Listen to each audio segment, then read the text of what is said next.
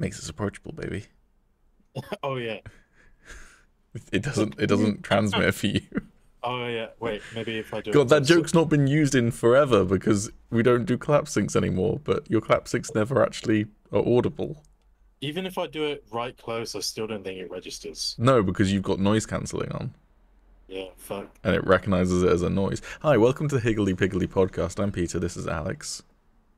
Hello. Bzz, bzz. I don't know if that was audible, but my phone went off. No, I couldn't hear it anyway. It might be audible on the Yeah. thing. The thing. The thing. The Higgledy Piggledy podcast. You like how I transitioned that? Yeah, that's good. Didn't know Rick and Morty was doing its latest season in 2 halves.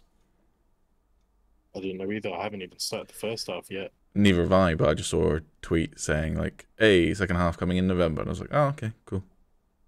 I'll wait for it to be on Netflix and then watch it then. I'm not in any rush. Yeah. Anyways, if you don't know what this podcast is, we're 2 nerds. Sometimes we're more than 2 nerds. I say sometimes. Very rarely we're more than 2 nerds. But there have been other nerds on the podcast before.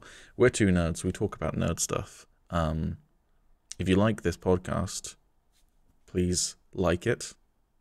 You can subscribe. You can favorite. No, you can't. No. Well, you could bookmark, which is called favoriting on some browsers. True. Don't know why you'd do that. You can comment. Bookmark our page, I guess.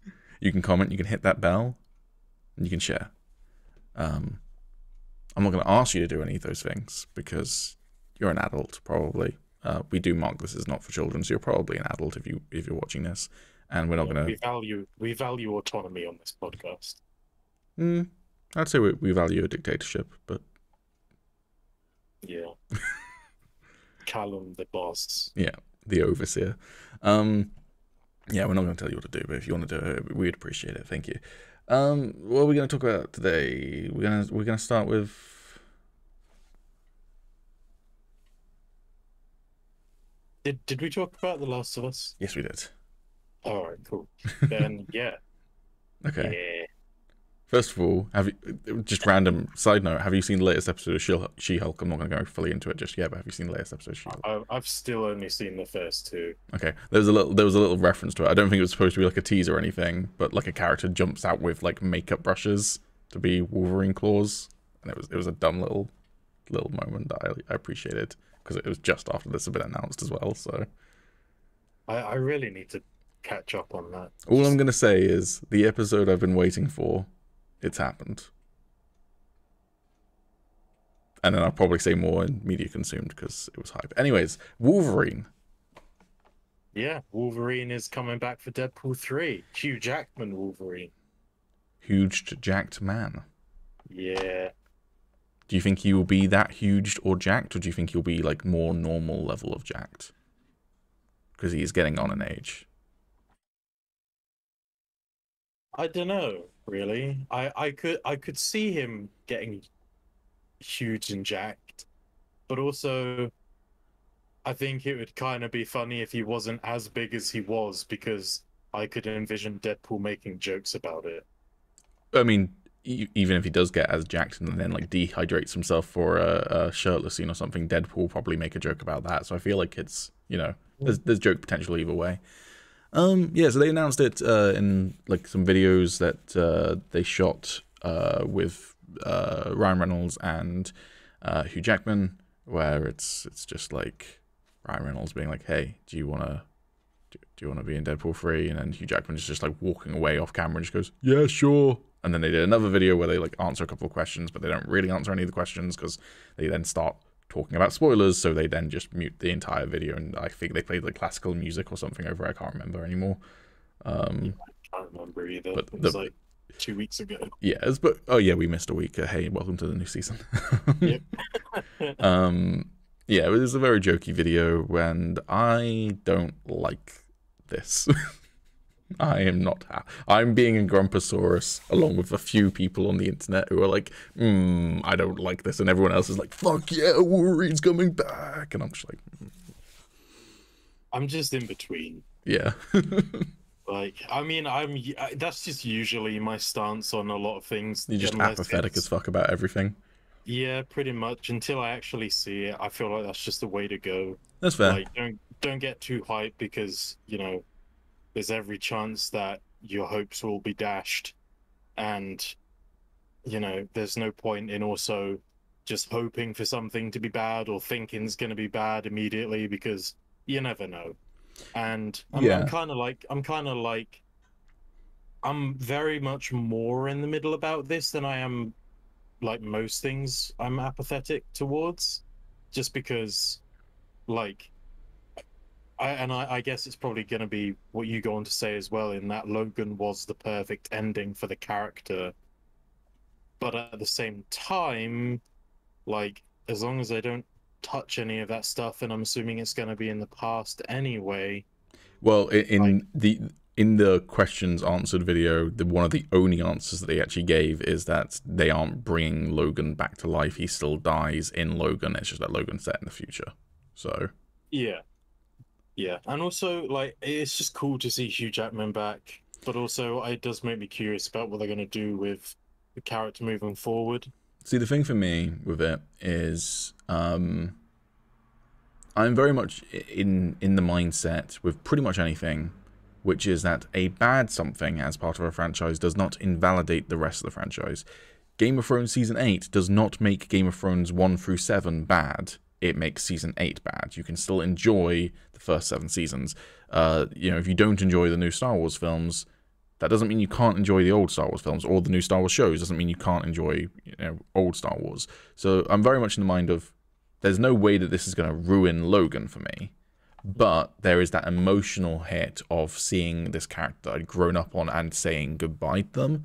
And, there's the element of Hugh Jackman saying he was kind of done with this character as well. And he was like certain after he finished shooting Logan. He was like, that was the perfect way to leave it. I'm done. I just feel like that's a nice, sweet package. And I feel like, yeah, it's really, really cool. I would have loved this about 10 years ago. But, like, now it's like, it's going to feel weird. It's not going to be bad, I don't think. I'm going to probably enjoy it, but it's going to still feel weird. It's like, I don't know. It's almost like breaking up with someone, but you break up amicably, and you just remember the fond things. But then you get a little bit tipsy over drinks one night, a couple of years later, and it's just like, oh, this is weird. This is blurring the lines now. I've got all these feelings.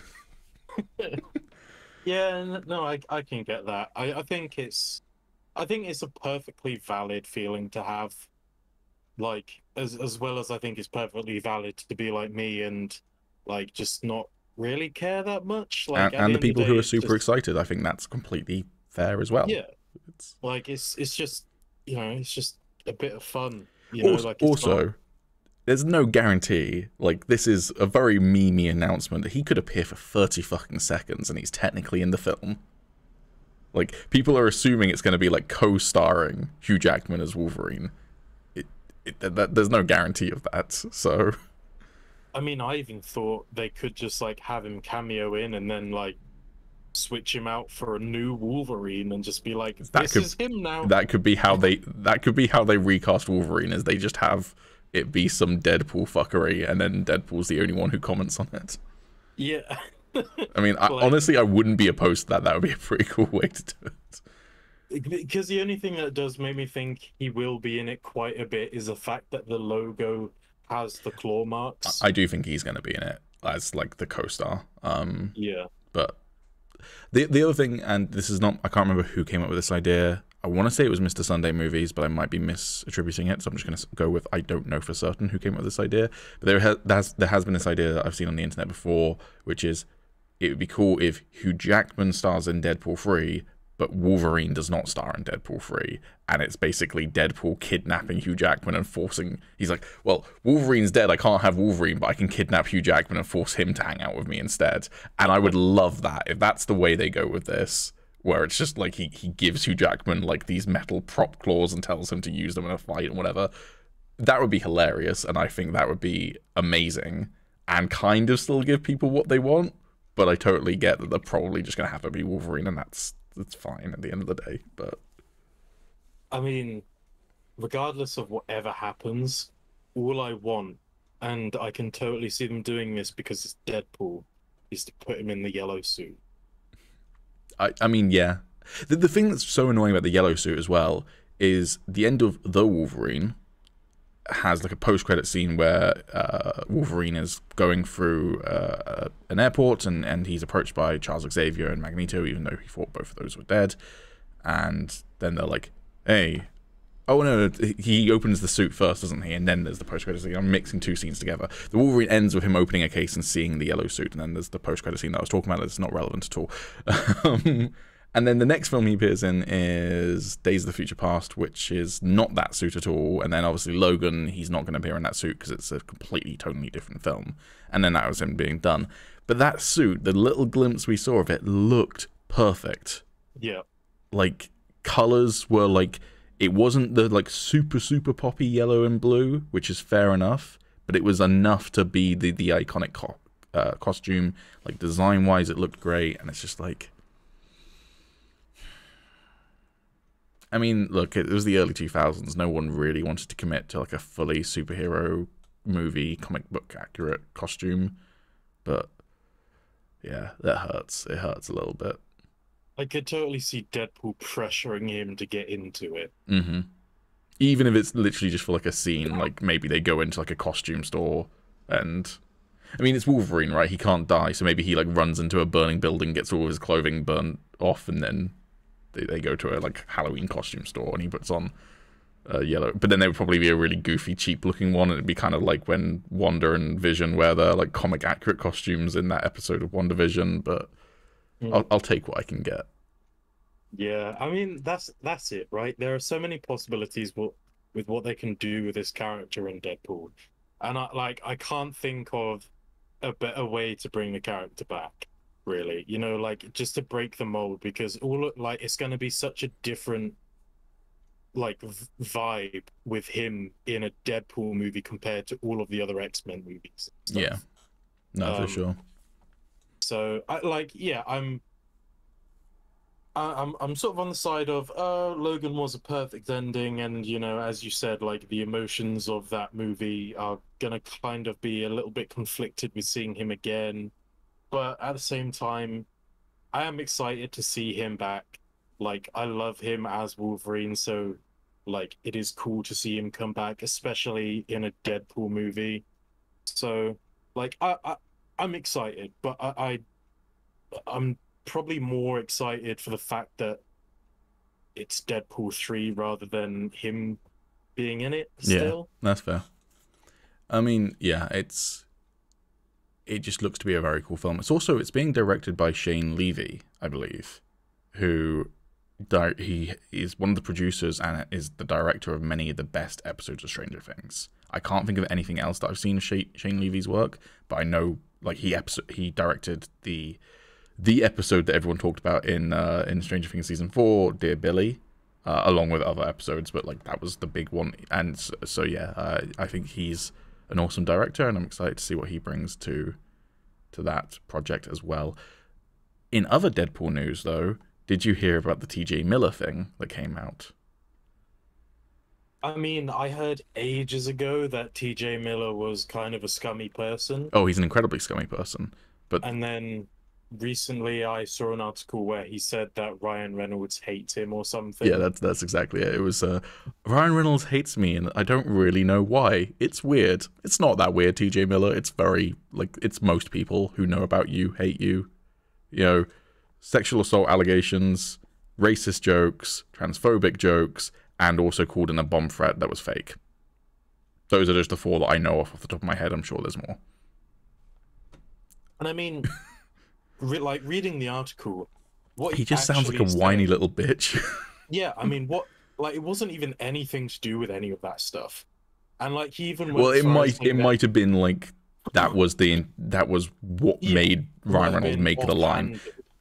Just to fill in the audience, if you haven't read the article, Ryan Reynolds apparently in filming of Deadpool 2 made some joke in character in a scene, but what Ryan Reynolds tends to do is do a lot of improv, where he's making stuff up on the fly, and he made some line about TJ Miller's character saying, one of the things that I love about you is that you exposit and then we get to move the fuck on with the rest of the film and get to see the bits that people enjoy. And it was apparently a very biting comment that felt like it was directed at the actor rather than the character, but yeah. Yeah, so like it doesn't even feel as if, you know, it's not like he went up was... to him behind the scenes and went, "You're a fucking asshole," sort of thing. Yeah, exactly. It was pretty much just the Deadpool humor. And then TJ Miller completely misconstrued that as Ryan Reynolds just actually making a scathing comment about him, and so in turn he decided he now hates Ryan Reynolds too. When in fact, that probably had nothing to do with him not coming back for the film. But if it was a scathing comment from Ryan Reynolds, king shit, frankly. Like, yeah. You know? Yeah, exactly. The other thing I thought was really funny about it as well is that he's like, I've also worked with Michael Bay, and Michael Bay thinks Ryan Reynolds is a bit of a dick. And I'm like, I mean, I don't care, but if that is true, way to out your friend's private thoughts on someone as well publicly. Like, yeah, I feel like Ryan Reynolds has been in the limelight for so long now. Like, especially after actually making Deadpool movies, that if he actually was like a massive dick to people or whatever, I'm pretty sure it wouldn't be like TJ Miller, only TJ Miller spilling the tea. yeah. You know? But the other thing as well is, that was another thing I thought was interesting about the whole comment from TJ Miller. He was like, it seems like after Deadpool came out and he became successful, things changed. It's like he got an ego or something. I'm like, it's not like he wasn't an incredibly successful movie star before Deadpool. Like, no. Sure, Deadpool might be on like another level, but he was still an immensely successful actor before that. Like, yeah, I mean, there was like a reason that people wanted Ryan Reynolds in particular, because people knew him. Yeah, you know, like, I mean, they wouldn't just find some random like nobody. Like, I don't mean that's like not giving credit where credit's due to people that just aren't as known but still do. Not Hollywood. I would say maybe Ryan Reynolds was like maybe B tier Hollywood, which I don't know why I'm even casting that judgment, but like he wasn't like headline actor in a big blockbuster sort of level back then, which he maybe is now, but he was still, people knew the name. He'd appeared in big movies, like, yeah. I mean, I don't even know about that. I mean, there's plenty of movies that I knew him in before. Yeah, but I'm thinking most of those were like kind of rom-coms or kind of sitcom movies, which are like still immensely successful. Yeah, but that one wasn't very successful. Yeah, like he was a headline actor in that, but it bombed. So that's maybe not the best example to use. I know, but it was like, even though it bombed, it was still like well known. Yeah, and like I'm not even sure if people really had any like.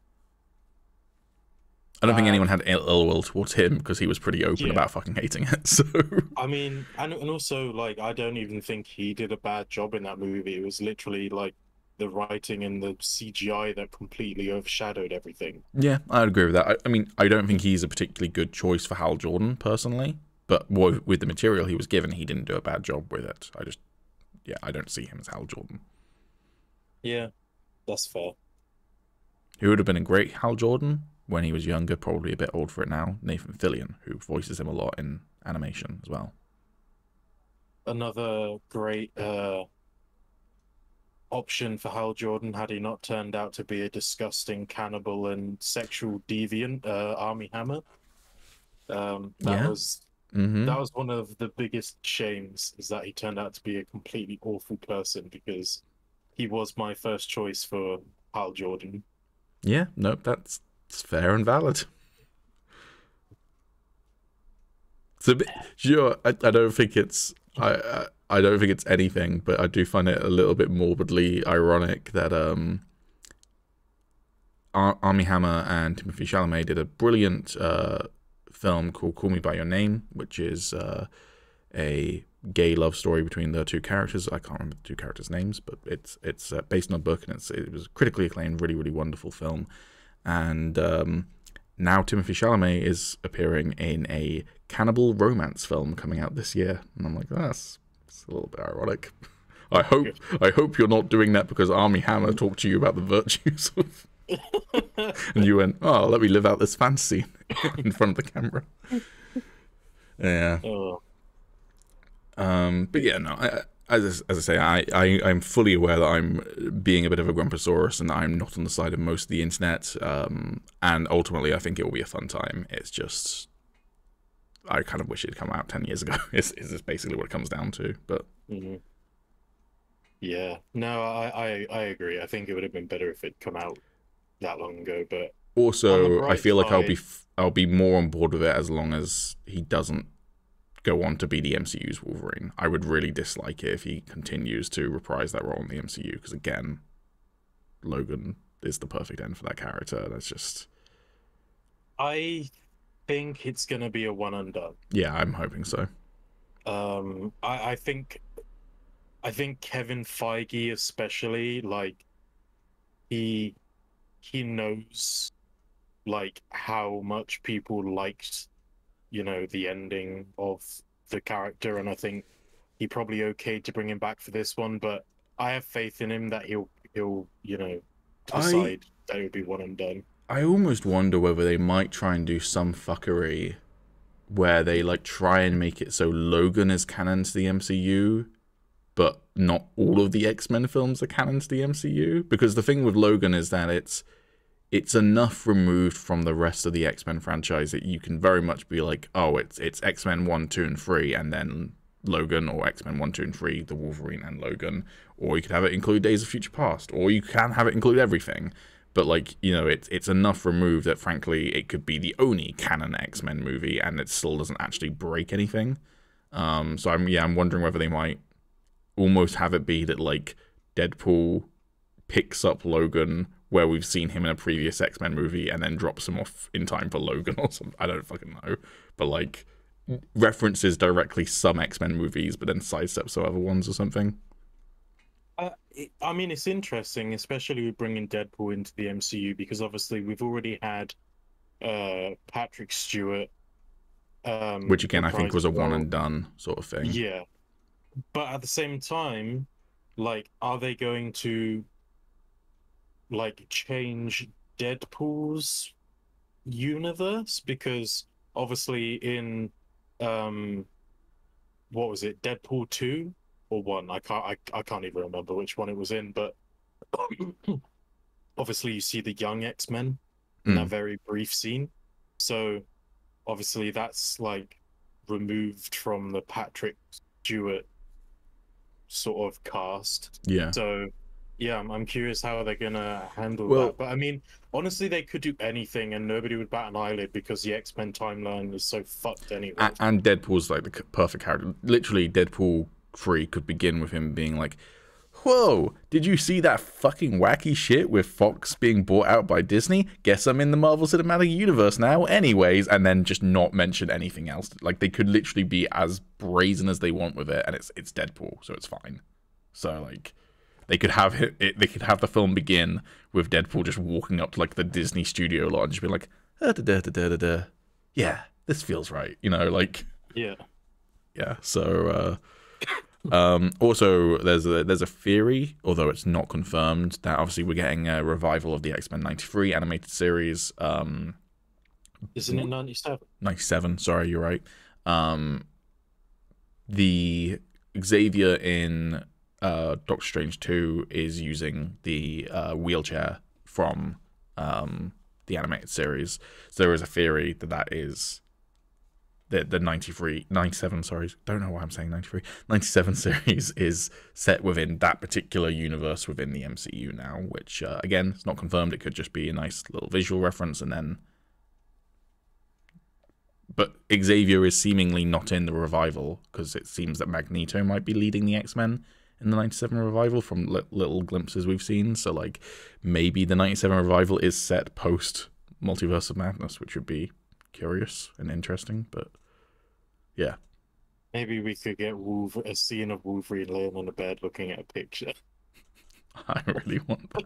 I mean, I feel like that's the sort of thing that will probably appear in Deadpool 3, honestly.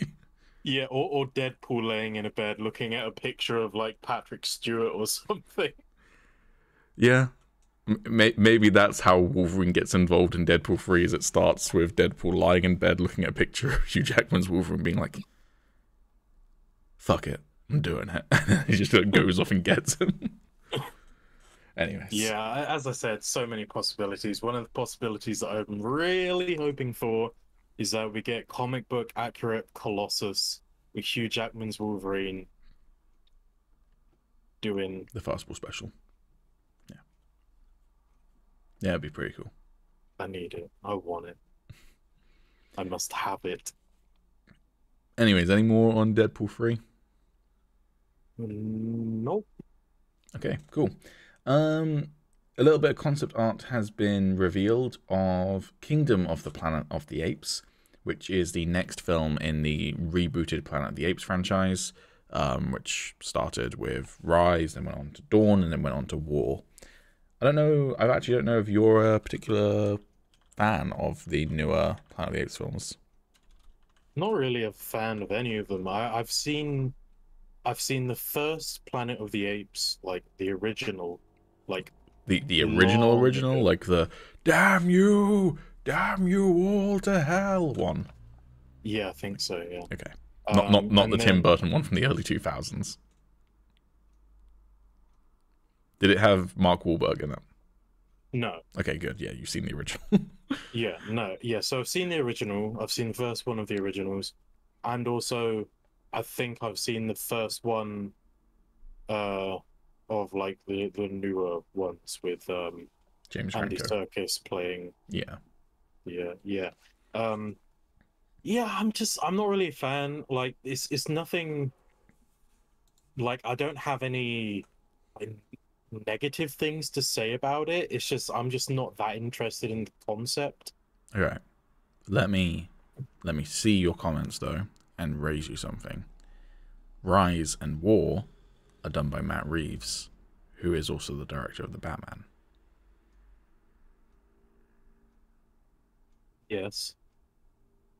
You like the Batman, Yeah, but I like the Batman because it's Batman. but also you liked the directing in it, and it's the same director. Yeah, but as I said, it's the concept I just don't vibe with. I'm just Fair enough. not that interested in apes taking over. For me, Rise is pretty good. I enjoy it for what it is. It's a very weird film in the franchise because it's so different to any other Planet of the Apes films, but because it's before the apes take over rather than after.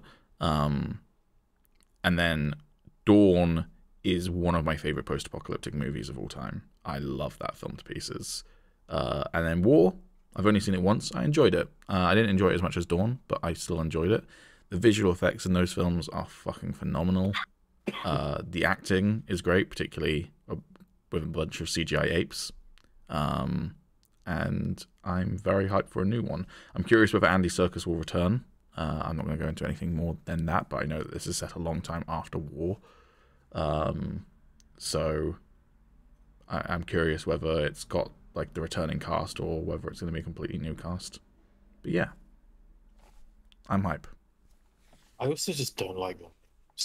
Oh yeah, the naming convention for this new franchise of Planet of the Apes films is fucking awful. Yeah. Particularly because it's like Rise of the Planet of the Apes and Dawn of the Planet of the Apes should also be swapped because a dawn comes before a rise. Like if you're talking about a sunrise, it goes dawn, then the sun rises, not sun rises, then we have dawn.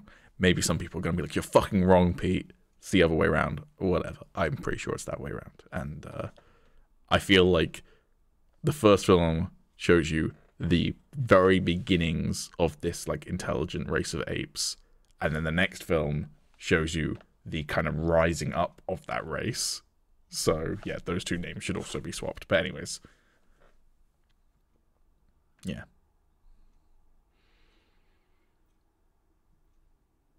Yeah, it would be like calling like a Batman film like The Batman Returns, Return of the Batman. Or it'd be like calling a TV show about Alfred Pennyworth, The Origins of Batman's Butler. And Alex is frozen. Oh god, not this. You're back. Fucking Discord, man. Yeah. It only ever does it when we do this, though. I really don't understand. It had it with Samo last week with Session Zero a little bit, but But yeah. Yeah. Anyways, and then CD Projekt Red has announced a megaton of new games. So let's go through them. They have announced a new Cyberpunk game is coming out. Currently codenamed Cyberpunk Orion. No announcement on when it's coming out. Good. They shouldn't do that. Oh, I mean, the logo says Cyberpunk 2077 Orion, so I don't know if the title is going to be Cyberpunk 2077 something. Kind of hope not, because that would imply it takes place in the same year, and I would like to see like the world move forward over time. But I get that that's their brand, so maybe they'll keep the 2077. Although Edgerunners isn't called 2077 Edgerunners, is it? It's just called Cyberpunk Edgerunners. Yeah, I think so. Yeah. But either way, I'm excited for that. I like Cyberpunk, withstanding all of its problematic launch, as we've talked about many, many times. I liked Edgerunners. I'm currently replaying Cyberpunk for the 3rd time, which is very rare that I play a game 3 times in 1 year. But it's different enough each time I play it that I'm enjoying it. And I am looking forward to a sequel. At the same time, don't fuck it up. Is my end point on them doing a sequel. But I'm glad that they're not just abandoning that IP. I'm indifferent. Because you haven't played Cyberpunk yet. Yeah, I mean, I have been thinking about it recently. I've been thinking about installing it and giving it a try, but I don't know. I just feel like I'm past it, you know? Like even if it could be good, I feel like I just have such negative connotations with it now. Have you watched Edgerunners? I have watched the first 2 episodes, I believe. Okay. I do plan to get around to that again, but as with everything else, I'm just like, I'm starting and stopping, like, just loads of different shows and like finishing off ones and starting. There is a new lot ones. coming out at the moment as well. It's kind of a bit overwhelming. Yeah, I finished Reacher, so I'll probably talk about that in Media Consumed. Nice. But yeah, there's way too much at the moment. I need to actually write a list and sort of like make a priority one because yeah, it's crazy. Fair enough. Well, next on the announcements was Polaris. Polaris is the code name for the next installment in the Witcher series that they'd already previously announced is in pre-production. It's going to be the beginning of a new saga, and they plan for it to be the beginning of a new trilogy. It's from the previous tease that they put out, it appears to be revolving around a new Witcher rather than Geralt, and the symbol seemed to be the House of the Cat. So I'm hoping that we might get to create our own Witcher in that trilogy. I think that would be really, really neat, rather than playing a pre-made one, because I can't think of anyone who's particularly famous who's also a member of the House of the Cat. Is House even the right name? Gilda? I don't fucking remember. It's been a while since Order, yeah. But yeah. So I'm excited for that. And then you have Witcher Canis Majoris, which I actually don't know what that means. I haven't Googled what it translates to, so I'm just going to quickly do that. But it's a fully fledged, full-size Witcher game, but it's being made separately from the saga that they previously talked about, and it's being developed by an external studio headed by experienced developers who have worked on past Witcher games, so it's not going to be made in-house. I feel like Canis is something to do with like a dog or a wolf. That's what I was thinking too. Big dog. Apparently, this is interesting. Canis Majoris is a dying sun. Oh, cool. Yeah, it's apparently a red hypergiant that is quite possibly the largest star in the Milky Way. Okay. But yes, I believe that Canis would have something to do with dogs or wolves. So, from the looks of it, we're not getting another Geralt game. Probably not, but I think that Witcher 3 ends Geralt's story pretty perfectly. You haven't played Witcher 3 yet, but I would... When you play Witcher 3, the first thing I would say is that you're obviously I presume you have all the DLC for it, right? Yes. Play Blood and Wine after the main story. It's set after the main story like a year later, and it's very much like an epilogue for the Geralt story. I probably would anyway. I'd probably go in release order. Good.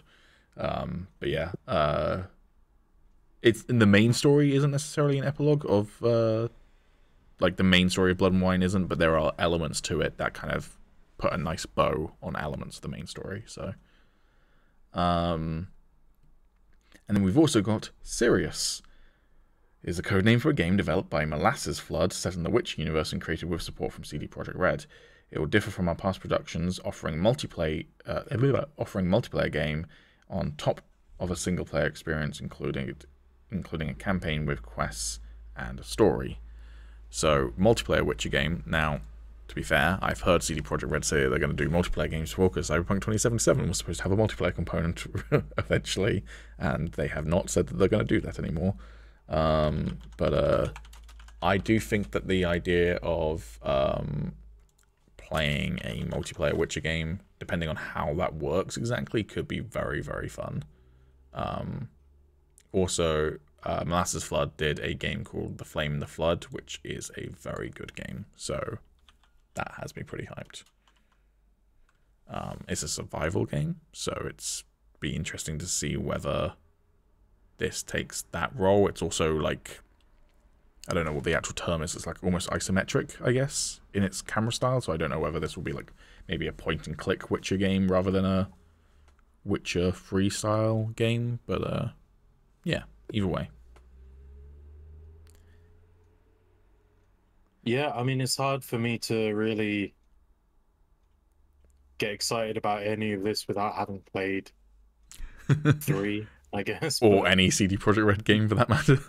Well, yeah. But, I mean, you know. Yeah, that's fair. I will eventually get round to... I don't know if I can be bothered to play 1 and 2 of The Witcher, honestly. I would say Witcher 2 is a decent time. Witcher 1, I think, has aged very poorly. So... yeah, it was very hard to get into. But yeah, like, I think once I play that, I'll probably be a bit more hyped. I mean, you know, I love The Witcher, so, you know. Also, I know a lot of people who... content in the universe, then cool. Yeah.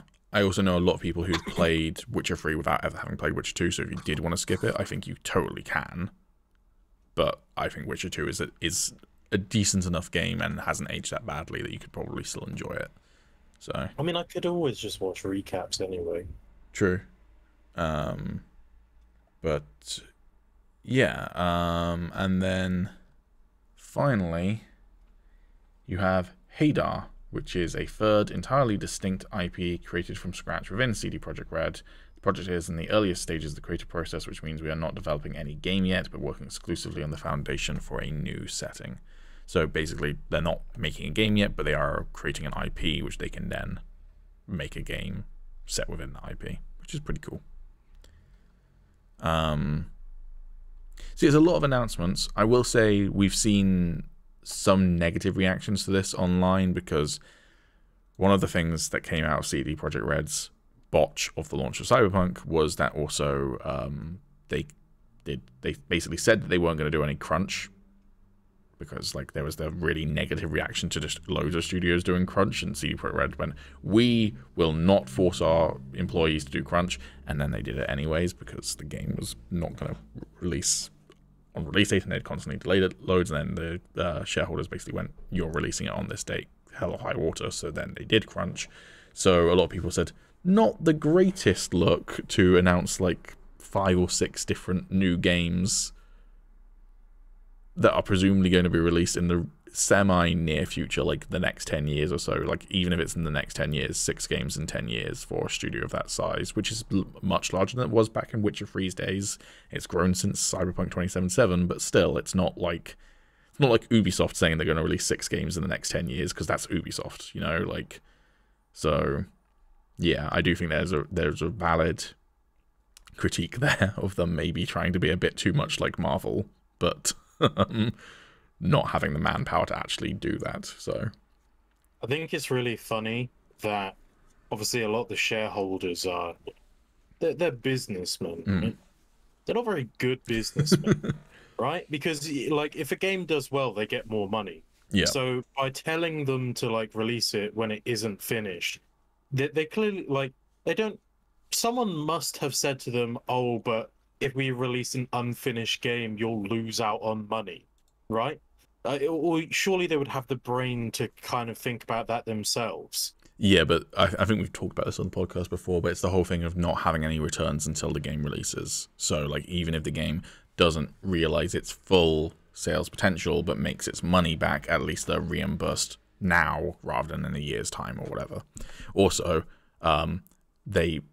if those same shareholders are still at CD Projekt Red, they probably haven't learned their lesson, because then Edgerunners came out and the sales skyrocketed. So,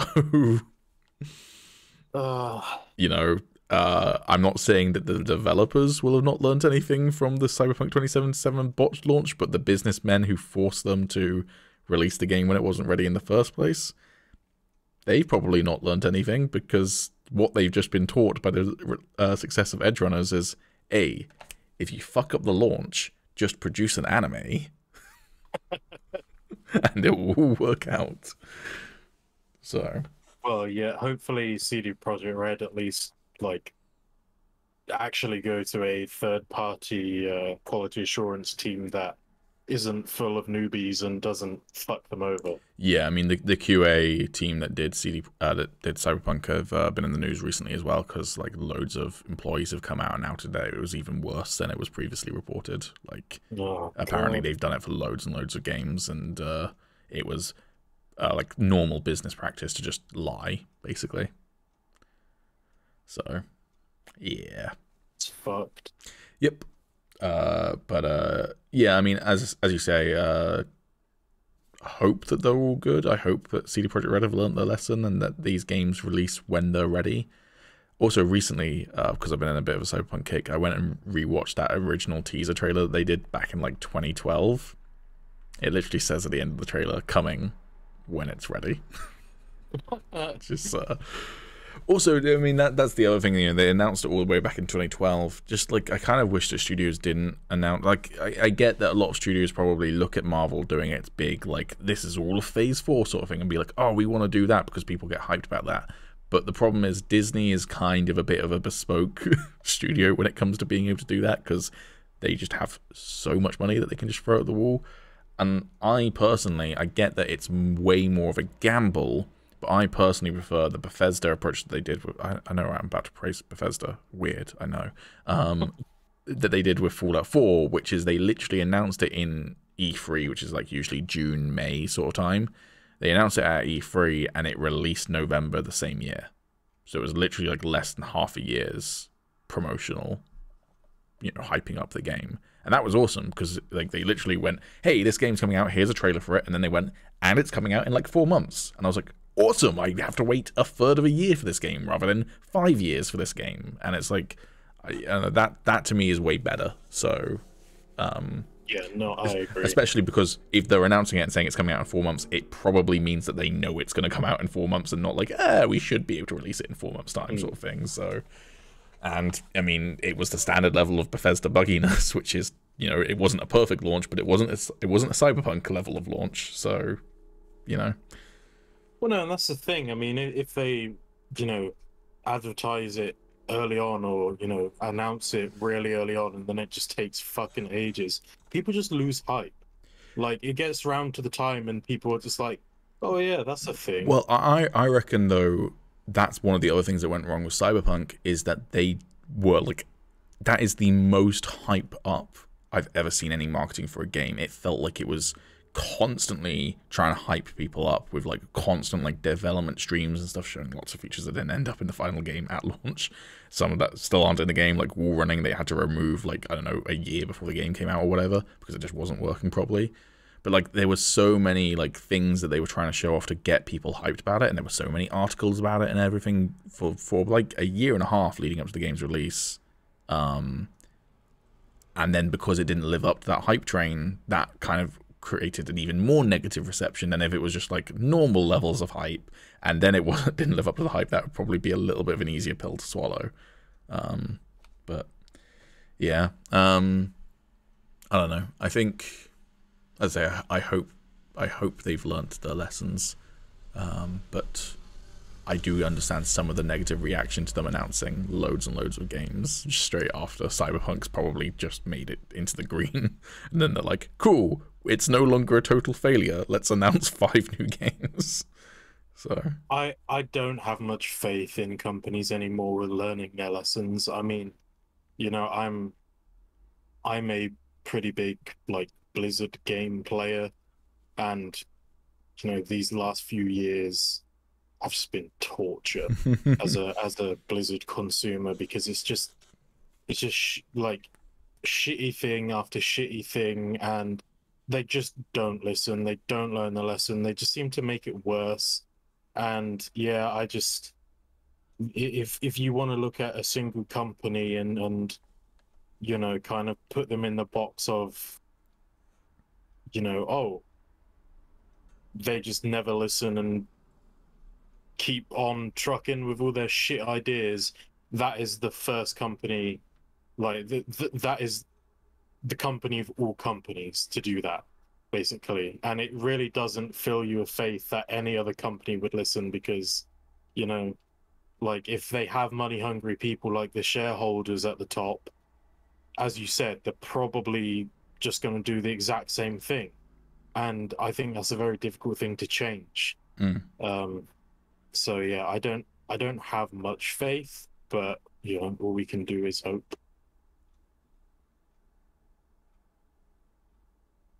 Mario.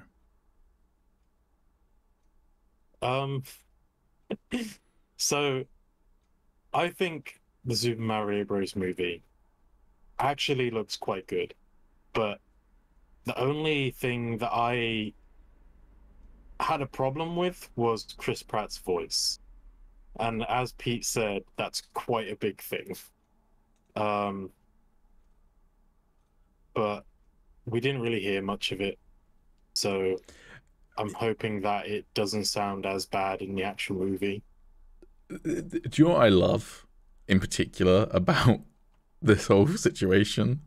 Is that when Chris Pratt got cast, people were pissed because it was just another classic case of Hollywood casting a big A-list actor who doesn't actually have any of the capabilities of playing that role. Like, I don't think Chris Pratt is a good match for Mario. Even if he did a voice that even sounded vaguely like the Mario voice, I still don't think he's a particularly good fit. And lots of Hollywood actors are not particularly good voice actors because they're not voice actors, they're screen actors. To be fair, I think Chris Pratt's an alright voice actor because he did pretty good in the Lego movie.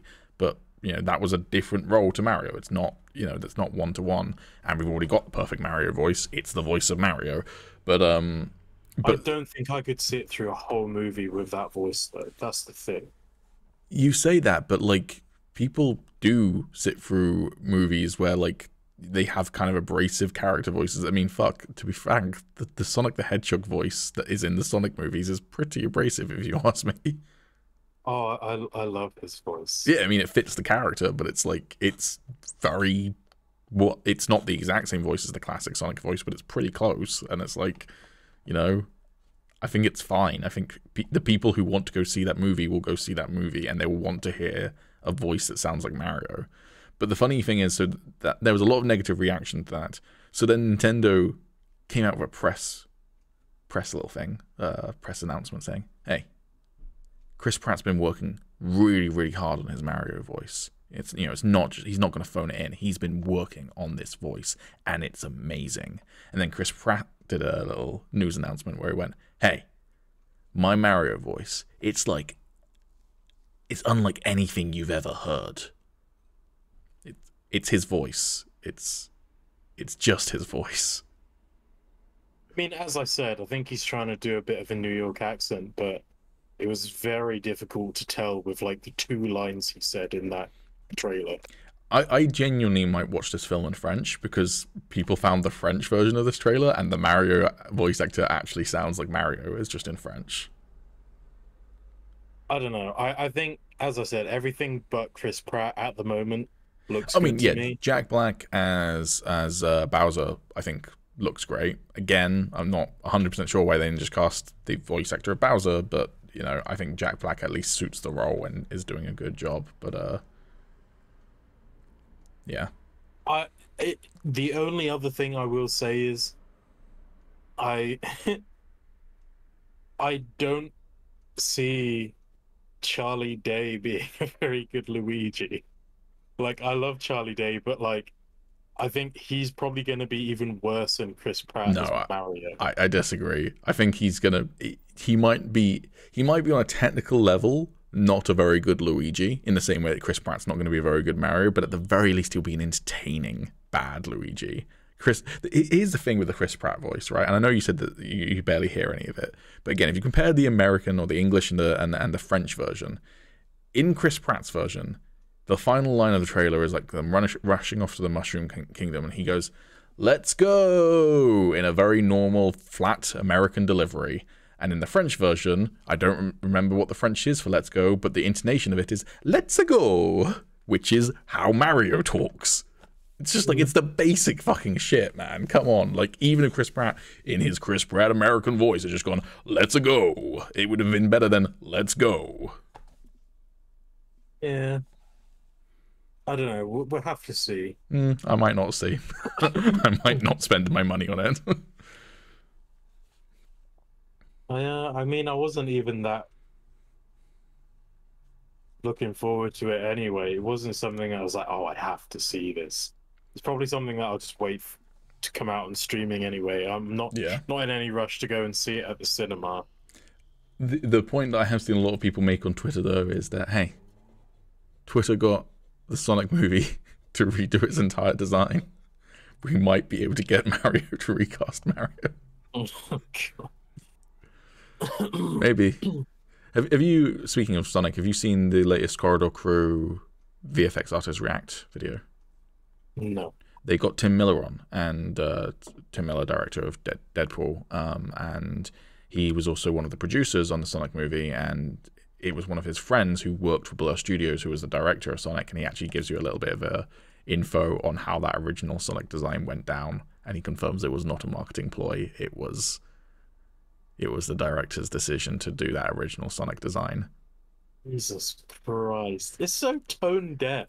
The explanation that Tim Miller gives is that, I can't remember the director's name, but the director approached it like an animator, so he wanted things to make logical sense. So things like, you need articulated fingers that can actually properly interact with something, because otherwise it doesn't feel real. And then that kind of just, so that was the ethos the whole time, was it needs to feel like something that would tangibly, realistically exist. Then they released a trailer, everyone went, "that's fucking awful," and then apparently Tim Miller went to the director and was like, "Yo, you've got to, don't wait for the studio to put out an announcement, you've got to like take ownership of this and say, if you're going to change it, you need to say that you're going to change it." It was like, already done, it's already tweeted like an hour ago. So like, good job to the director for like doing it without even needing to be prompted.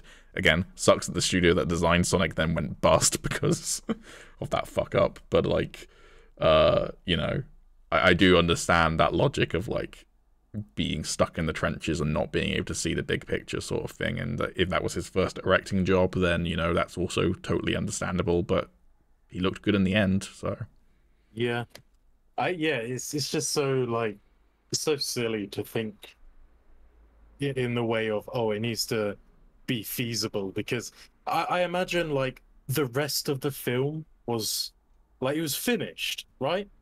Like pretty much, probably, the rest of the film was probably finished. shot Like, at least, yeah, the whole plot was finished.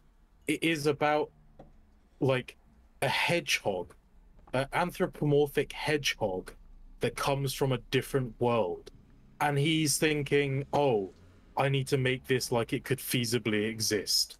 Well, no, you don't. But you say it's like such a ridiculous kind of idea to have that, but do we not see that with Marvel with some of the superhero costumes where they're like, ooh, can't do something super comic book accurate like MODOK, although we haven't fully seen MODOK, but if they're doing the MODOK that we've seemingly seen teased, that's them going, giant-headed guy probably looks a bit dumb, can't commit to that, better do something that's a bit more grounded. And it's like, or it's based on a comic book, you could just have it be a big head and it be dumb. Yeah, like, but that's not a point against it though. that's not a point against what I just said. No, but that I'm just saying, like, it it's happens elsewhere. like, It's not just yeah, this one like, guy doing it. It's yeah, I know, but it's that type of thinking is dumb to me. yeah, no, I get Like, that. But then you could arguably make the same case for two recent versions of Batman, the Nolan version and the Matt Reeves version, are both a take on Batman that is more grounded, and there are efforts to try and decomicify him. Now, I would say, I think that there is enough comic bookiness in the Matt Reeves version that they could take it a much more comic book accurate route later, like the whole glide suit thing. I think it's supposed to be a prototype of the cape rather than they're never going to do the cape. But, like, you know, it's arguably the same thing, right? It's them not wanting to commit to the goofiness of the comics. I mean, I guess it also just depends on. It depends on the tone of it, because when you're looking at stuff like the X-Men, there was enough like cheesiness and goofiness in like the original movies anyway, that it wouldn't have been out of place for them to have like, you know, the yellow suits or whatever. Mm-hmm. You know, like there is a way of making it look good and still having it fit tonally, you know. And yeah, I think maybe some things, you know, like some comic book costumes really do just look awful and would look awful in a film. Name But one. most of them, oh God, I just had something flash up in my mind and now it's gone. Well, like Hawkeye, for example. I think Hawkeye's costume is a little bit Yeah. No, I see what you mean. I unironically think that Jeremy Renner could rock it because it would just perfectly clash with his. It's the one I've been worried about this whole time. Kingpin. Just imagine him delivering that line in that mask. It's just like, it's perfect. But like, I do get what you mean. It would be silly, but in the perfect way. But no, that's fair.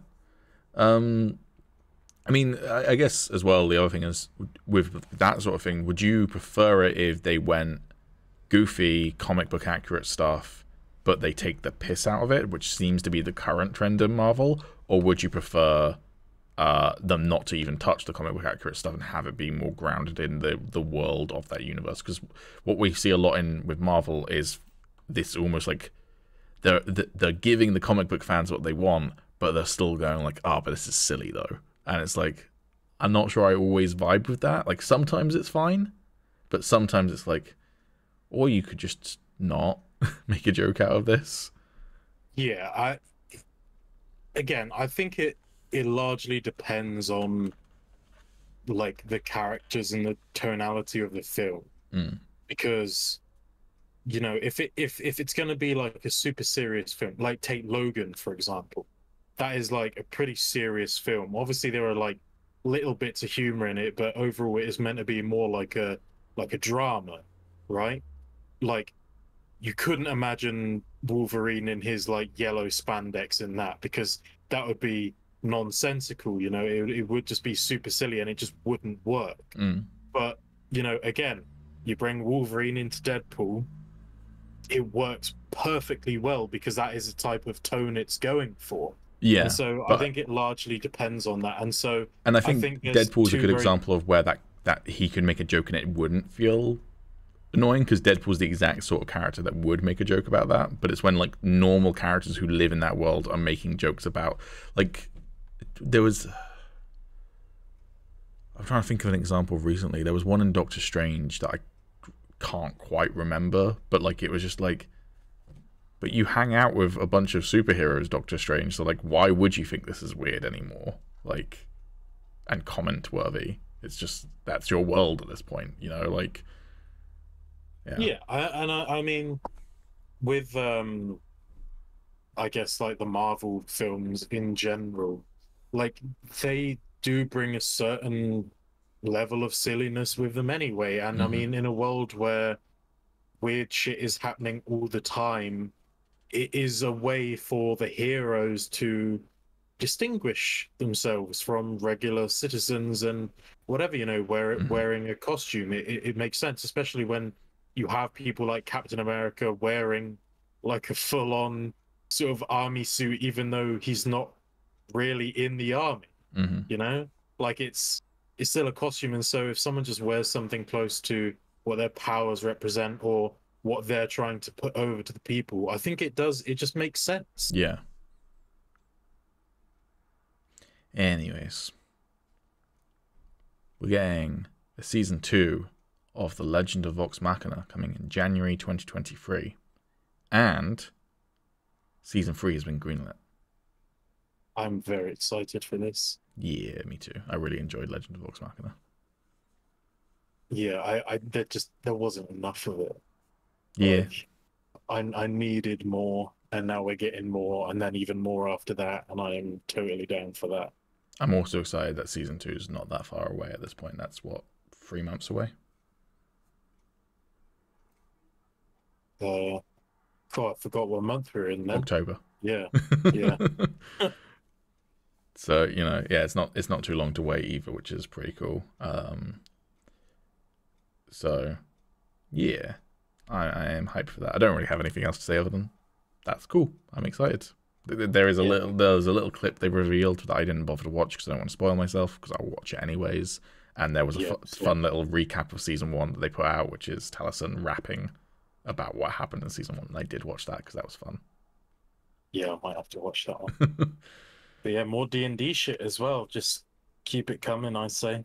Yeah. All right. That was super quick. Hey, if only we can do all topics that fast. Did you watch Werewolf by Night? I haven't. All right, then I'll just talk about it during media consumed. Didn't even realize it was out, to be fair. It released on Thursday, so it's about 50 minutes, so it's quite consumable. It's like a long episode of television. Maybe I'll watch it tonight. Yeah. All right. Do you want to take the next one away? Yes. So for a while now, it was confirmed that there was going to be a new Spawn movie. And apparently it has added the writers for Joker and Captain America 4 to the film. To be clear, the 4th Captain America film, not Captain America, 4. Yeah. So I actually had forgotten that they were making a Spawn film. Me too. But now that I have been reminded of its existence, I am very excited again. I don't know if I knew this before, but apparently Jamie Foxx is going to be in the lead role. Oh shit, really? Yeah, and I love Jamie Foxx. I think he is a man of many talents, and I don't think I've seen him, or I don't think I've seen any bad movies with him in thus far. Like, I just... Amazing Spider-Man 2. Oh shit, why'd you have to ruin it for me? Oh fuck, I totally forgot about that. Totally just like blacked that out, repressed that. But I mean, he redeemed himself in No Way Home, sure. I think. But yeah, I mean, okay, other than Amazing Spider-Man 2, I think he's a great actor. And I think he'll crush it as Spawn, honestly. But yeah, I'm really excited for this movie now, especially seeing as like it seems like a lot of the darker sort of characters are getting revivals. Remember another one. I looked up his filmography just to see if I could think of any other bad films he was in. The Robin Hood film that he did with Taron Egerton. Oh, okay, I take it back. that film was so fucking bad. Like, but I get your point. He's a good actor. He's in a lot of good shit. Oh man, why did you have to remind me of that? That's so like. I think that might be one of the most confusing films I've ever seen. Simply because I just can't tell when it's meant to be set. That's because it's not. It's intentionally that it's. I can't remember what they described it as, but it's like supposed to be modern and supposed to be medieval at the same time. It's just dumb. Yeah. Just pick one. I mean, it can work. Like something like Dishonored is like semi-modern, semi-medieval. Well, not medieval, but semi-modern, semi-fantasy. but like the entire world is built around that, where Robin Hood is like, it's the Robin Hood story, but it's kind of not set in the classical Robin Hood time period for no reason. It's like, but why? It's one of those things as well. It came out shortly after the King Arthur movie, and I like the King Arthur movie to a point, but it's not a particularly good film, but it's like enjoyable. But like, can we just get like actually like decent adaptations of these British legends? Like Robin Hood and King Arthur both have amazing film potential, but every single time someone does an adaptation of it, they're like, oh, I've got to put my spin on it. Or you could not. Or you could just do it as written, basically, and it would be good. I mean, nothing will be Robin Hood Men in Tights. So valid, but like the previous Robin Hood adaptation before that was the Ridley Scott one, and it was like, oh, we're gonna do a super dark and gritty, and Robin Hood's actually not Robin Hood. He's actually a thief and a brigand who kills Robin Hood Locksley and assumes his identity, and it's gonna end in a weird medieval version of the D-Day landing for no reason. I'm like, can I not just see a film where Robin Hood is like a guy who steals from the rich and gives to the poor? Like, can we do that? Like, it doesn't seem like that hard of a concept. But anyways, sorry, I derailed your Jamie Foxx talk. I mean, I was pretty much done anyway. Okay. But yeah, there seems to be a revival, a lot of like darker characters. Mm-hmm. Like, they're also making a like a remake of The Crow. Yeah. I kind of wish they didn't, because the original movie of The Crow was, in my opinion, pretty much perfect. Like I watched it again like a couple of months ago, and like my dad showed it to me when I was like much younger, and so I always like remembered The Crow. It was very memorable to me, and I always remembered like really liking it. And like I saw a couple of clips from it again on YouTube, and I was like, oh man, I just have to watch this movie again. And like now that I'm older, I have like much more of an appreciation for it as well. That's really cool like, when you get to like experience it when you're a kid and then re-experience it as an adult. Yeah. Because like obviously when I was a kid, I was probably just like, oh wow, cool action, you know, like. But now I watched it again, and I was like, oh man, some of these shots are just beautiful. Like the acting is just so fucking good, and yeah, like I I kind of wish they weren't making a remake. It could be good, but it's like just the nostalgia of the Brandon Lee one is just. I mean, it's just it holds a special place in history as well, considering you know Brandon Lee's death. Yeah. But you know we'll see. But yeah, obviously there's that. They're making Spawn. They're making a new Punisher.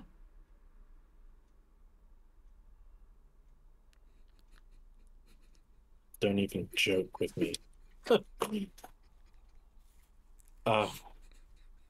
Obviously they're making the new Constantine. So yeah, it's going to be a good time for like the darker sort of heroes and what have you in the future. So a lot to look forward to there.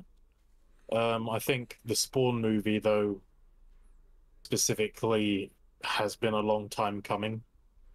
Can I make a confession? I know who Spawn is, like, pop culturally. I don't think I've ever read a comic that he's in, or I'm pretty sure I haven't seen the films that he has previously been in. So I don't actually know a lot about the character to get hyped about. I haven't actually read any comics. I have seen the film. And I think I've seen the film a couple of times. Again, like saw it once when I was younger, and then again when I was older. And like I enjoyed the film. It's like decent, but it's not like it has aged quite poorly. But yeah, like I don't have an extensive amount of knowledge about Spawn. But I kind of know what he's about, which is basically just like basically being a soldier for the devil. but also not wanting to be the soldier, and so it's just like this is a bunch of shit.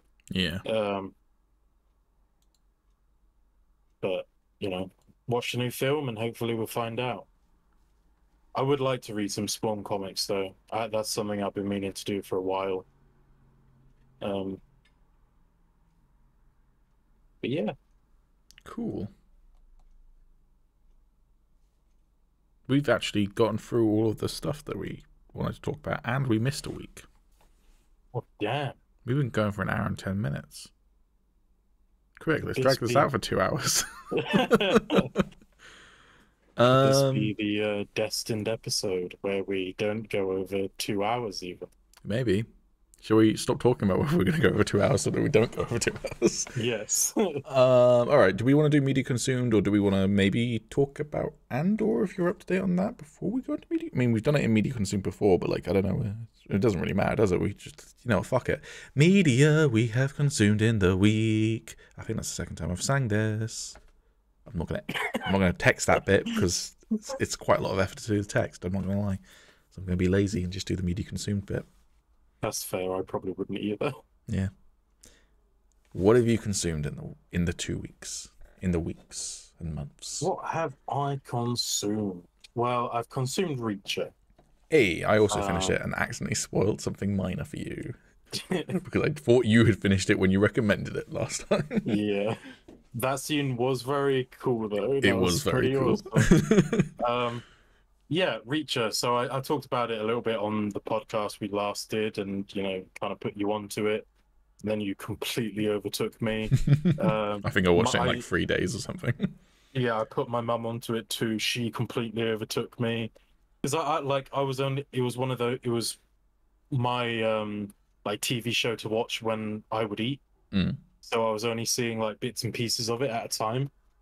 But yeah, finally sat down, got through like the last 2 episodes in a night, and my God, that series is just so fucking good. It's a lot of fun. It's like it's one of those shows where it kind of reminds me of James Bond and like Jason Bourne and stuff like that, but there's just something about it that is so unique. I think it's mostly the character. The character is just a very fun character who is both incredibly badass but also quite deep and just a lot of fun. Like, he's funny, he's quippy, but in like a not particularly Marvel sort of quippy way. Yeah, it's just so good. Like, I'm really struggling to put into words what it is about it, but I will say, throughout the series, there are flashbacks threaded in to give you a little bit more of Reacher's past, and it culminates in the final episode with a particular flashback. A lot of that fell flat for me personally. I don't think it added. It wasn't bad, but it didn't add anything particularly to my experience of watching the show. Like, it's a lot of flashbacks of him and his brother being very important to the plot of the first season, and I feel like I got their relationship without those flashbacks. So yeah, I mean, as I said on the last podcast as well, I don't vibe with flashbacks. I think good flashbacks are good, but these were just meh. I think it particularly, sorry, real quick as well, particularly because I found it really, really weird. So the character's name is Jack Reacher. Everyone calls him Reacher. He even says that everyone calls him Reacher. Still found it a bit weird that his mum calls him Reacher when he's like 10 years old. It's like, but calls her other son, his brother, by his first name. It's like, that's a bit. Yeah. I don't think your mum would do that, but okay. Yeah, like, why would she? Yeah. What reason is there to do that? Exactly. But unless she's always telling Jack off, and so she always used to go, Jack Reacher, how dare, and eventually it just became, Reacher, how dare, maybe. Yeah.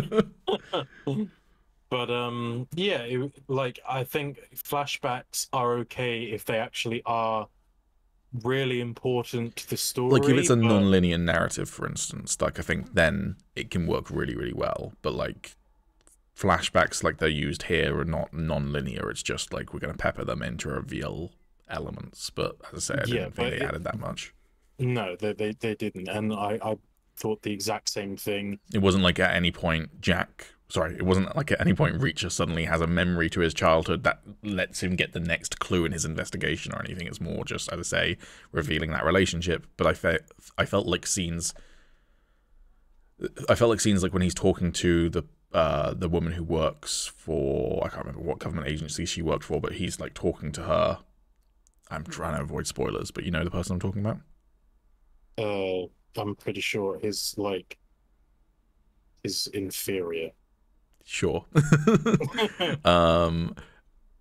His subordinate would be probably a better term, but yeah. Like I feel like that did a much better job of telling the information that the flashbacks were trying to portray than the flashbacks did, if that makes sense. Yeah, I mean, I feel like everything that you saw in the flashbacks could have just been said in conversation. Yeah. You know, and also because he would have been talking to the characters about those things, it would also establish more of a connection between him and those characters. I mean, I'm fine with him not talking that much about his past with a lot of the characters that he is interacting with, because that feels very much he's a very sort of shut off person. But that means that when he does do those little bits, it's much more telling than, yeah. But as I say, it didn't ruin the show for me or anything. It didn't kill the pacing ever. It's just like they fell flat for me. So, yeah. I mean, to be fair, just what you said actually makes them a little better in my books, because he doesn't open up about stuff really to other characters. I guess the only way of seeing more of his backstory is through flashbacks or his memories of them. So, but as I say, I don't think we needed what information is portrayed in the flashbacks at all, and the information we did need about what the flashbacks are telling us is already in the show in other areas anyways. So I think you could have just completely removed the flashbacks and not actually lost anything other than that final flashback. But again, that final flashback, let's just put it this way, feels very American in a way that doesn't do anything for me. But ironically, though, apparently this book series is written by a British author, so it's as much as it felt very American, that final flashback, it's, yeah. But also, fun fact, I totally recognized it immediately. I didn't know what the author looked like, but there's a scene when Reacher walks into a diner in the final episode and he like passes someone, and I was like, either that's some villain that I'm supposed to know for like a future season, or that's the author. Let me look. Oh, it's the author. Cool. Oh, is that the guy he bumped into? Yeah, exactly. I was like, it's such a prominent random extra that it's either someone significant in future stories or it's the author doing a cameo. Oh, it's the author doing a cameo. Yeah, I did see that scene. Like, I didn't know that was the author. I just saw that scene and I just thought to myself, what the fuck was that? Randomly, just real quick, I watched the most recent episode of Rings of Power, and there was a moment where I was like, that was an interesting shot choice. Why did you shoot that like that? And then it actually became relevant. I was like, that's cool that I picked up on that being weird, but it was actually intentional. Cool. So I'll talk more about it if we talk about Rings of Power. But yeah, Reacher, very good. Would highly recommend. Cannot wait for season 2. Yeah. One thing, I looked up the future of the show, and one thing I did find a little bit weird. So Reacher as a series is it's kind of episodic. Like each book is not super related. There's not like an ongoing story constantly throughout the books. This is the scenario that Jack Reacher is in this time, and it kind of tells that story. So I guess you can probably move them around and not tell them in the exact order that the books were released in. But they're jumping to like the 10th book or something for the second season when the first season is based on the first book. I'm like, that feels a little bit weird, but it's probably not a problem, but it feels a little weird. Yeah. But, that is strange. Yeah. But either way, I'm looking forward to a season 2. So yeah. Yeah. The next thing I'll talk about is Overwatch 2, and I'll talk about this one before Andor or Lord of the Rings, because we're going to talk about those for much longer, probably. I don't want to say, or I don't really want to have a discussion about Overwatch 2 for too long, because I don't think it's that interesting. I kind of gave in yesterday and installed it just to try it out. And Did you get into a game? yeah, How long did you wait? Got into a couple. It was instantaneous. Oh, okay. Maybe the DDoSes have stopped. Yeah.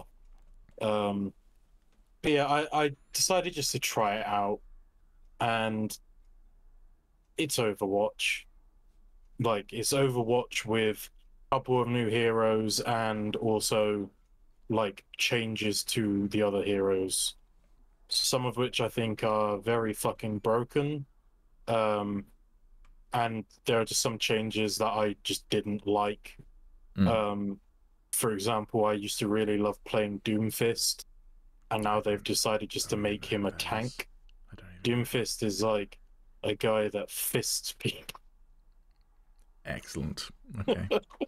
It shows you how long ago I played Overwatch. Is that I vaguely remember, weren't there like adverts about him in the game before he got released as a champion or hero or whatever the term is in Overwatch? Yeah. Okay, yeah, I vaguely remember the adverts and then hearing he'd been added to the game properly. Okay, fair enough. So what I think happened was, like, he basically has like this big power gauntlet. And He's Vi. Basically, but only one of them. Okay. He's an inferior Vi. Yeah. From what I can remember in lore, I mean, I could just be completely wrong here, but I think there was like a hero named Doomfist who wielded the gauntlet, and he was like basically put up in display in this museum, and Doomfist and his cronies stole it, and then he became a villainous Doomfist, basically. Right, okay. Does kind of make sense that a villain would be called Doomfist more so than a hero called Doomfist. Yeah. Don't worry, citizens of New York. Doomfist is here to save the day. Bringing doom to villains, I guess. Yeah, I mean, maybe Doomfist had a big arc where he beat up a criminal and nearly killed them, and then the cops show up, and one of the cops goes to the criminal and says, "Who are you anyway?" And the criminal goes, "I'm Doomfist." And then Doomfist is like, "Oh no, my name. It's inspired the wrong sort of thing in people." And that's when he gave up the gauntlet. Jesus Christ. But yeah, they made Doomfist into a tank and just nerfed him a lot, and he's just nowhere near as fun anymore. And I was talking about it with Samo earlier, and because you can change, I didn't get around to doing this because I don't actually know how you do it, but you can change your abilities. So like with Soldier 76, I think is the easiest one. Like, obviously his normal, like, I've got you in my sights. One of his normal abilities is to throw down his like healing pod. Oh, I don't remember that. Oh yeah, he throws down like a healing pod and it stays stationary, and if you're in the circle, you heal up some health. Well, you can change it so that it moves around with you, basically. Why wouldn't you do that then? Why is that an option? Just make that the default. Yeah, I mean, it probably heals you less or something. Okay. I imagine there's going to be a drawback. Fair enough. But yeah, you can change abilities and stuff. And it just makes me wonder why they didn't make it so that you could have like a DPS ability or tank ability or something, so that you can kind of change the hero to fit your play style. My assumption is that they want to keep them mostly the same roles, so that when you're playing against someone, you can recognize what character they are and go, okay, that character's a tanker, that character's a healer, whatever, and strategize against it. I mean, I guess, but I could also just come up with ways around that. Like, if you're doing a ranked game, you have to have a certain amount of roles anyway. So, like, if you already see 2 DPSs on the team, you know that, you know, the one person that can be a tank is a tank. Yeah. Because that's the only role they could be. So yeah, I don't know. It's fine. As I said, it's Overwatch. Like, really not much has changed at all. And I just don't think it's that interesting. I might try. I might play a little bit more of it, but honestly, I can't help but feel at this point in time it is just taking up space on my hard drive that doesn't need to be there. Did you hear that a porn animator tweeted out that he had managed to acquire the official models for Overwatch 2? And that tweet got more likes than the official Overwatch Twitter page announcing that the game was now live. I didn't, but that's amazing. So, yeah, it's... Internet keeps on interneting. I mean, yeah, I have no opinions on Overwatch 2 other than I don't care. Like, I played Overwatch 1 with friends and enjoyed it to a point, but ultimately that game has some deeply frustrating game design choices to me, and they rubbed me the wrong way, and so I just went, it's not for me. It also kind of annoys me that, frankly, I personally think that Battle Right was a better sort of hero MOBA FPS game that came out right around the same time, and Overwatch, because it was made by Blizzard, completely dwarfed it. And yeah, I kind of wish that Battle Right had its chance to shine in the sun, but oh well. I also really like Paladins. Yeah, Paladins was decent, but yeah. I will say though that I did watch the cinematic for the new era. Hiriko? Something like that, yeah. Yeah, I can't remember it. The cinematic, as with all of the Blizzard cinematics, was just fucking amazing. Yeah. Like, I wish the gameplay was as good as the cinematics, because I would be playing that constantly if it was, but yeah. Same goes for League, though. Well, yeah, true. But, I mean, at least with League now, we're getting actual, shows and stuff from them, which I think Blizzard is still missing out on. But all right, what else? I think that's really the only couple of things outside of the usual, so I guess shall I do my short ones and then we can do the ones that both of us have then? Yeah, sure, yeah. I continued watching the Sandman. I don't think we talked about it on the podcast, but I've seen the Lucifer and the Constantine episodes, which are both good.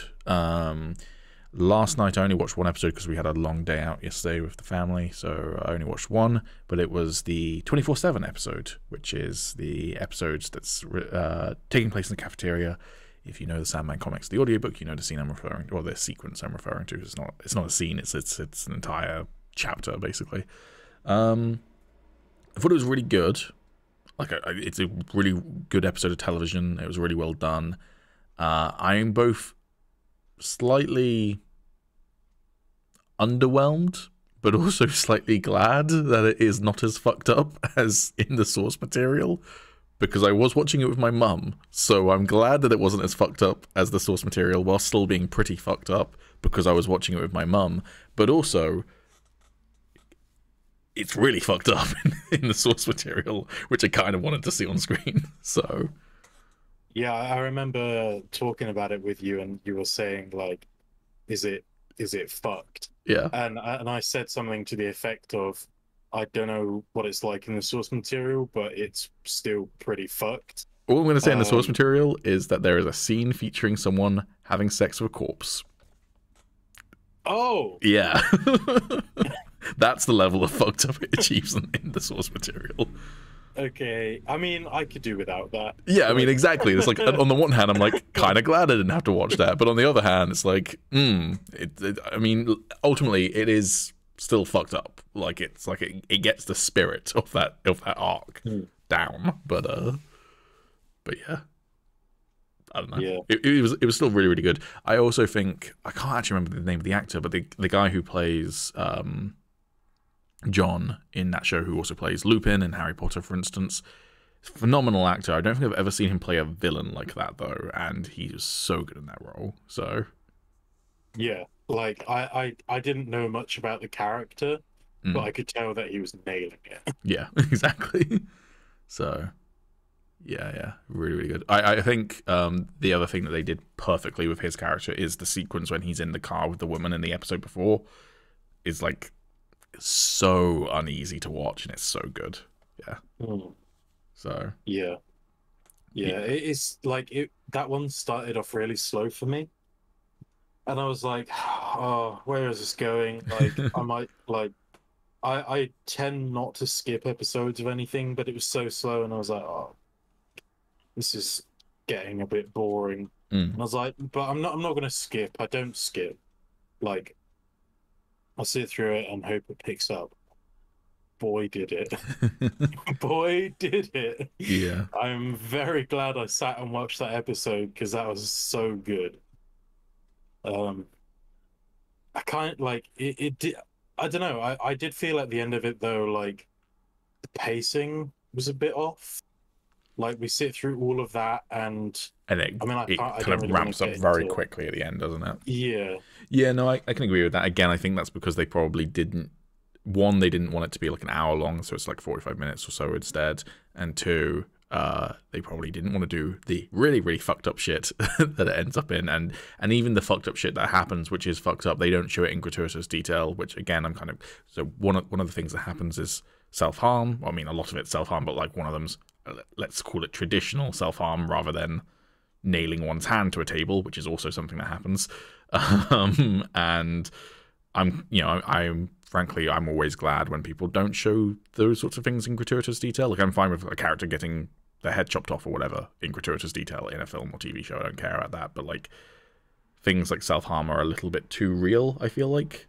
So I'm glad they didn't show that. It's still not particularly ungraphic, but they didn't show it that graphically either. So yeah.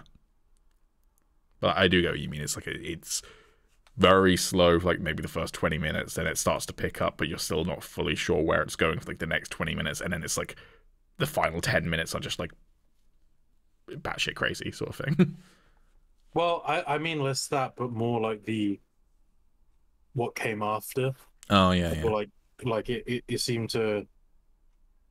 Yeah, I don't really know what to say really. Also, apparently the actor's name is David Thewlis. Just wanted to look it up and give him credit. So, but yeah, it was a good time. And then what else have I consumed? So I also watched The Terminal List featuring Mario. Sorry, Mario. I watched The Terminal List, which is an Amazon TV show featuring Chris Pratt.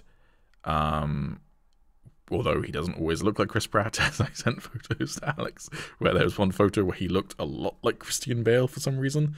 Mm-hmm. Yeah, it was a good time. It is a little bit predictable in the sense of there is a character that I made a prediction about in episode 1, and then like 6 episodes later, I'm like, oh, I guess I was wrong about that prediction, and then in the finale, I was right about my prediction and went, fucking called it.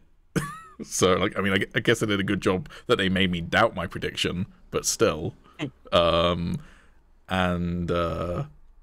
It's also it's a very similar sort of story to The Punisher in concept, because it is a story of a soldier who, spoilers alert for The Terminal List, I'm pretty sure this is established in the trailer, but spoilers alert for The Terminal List.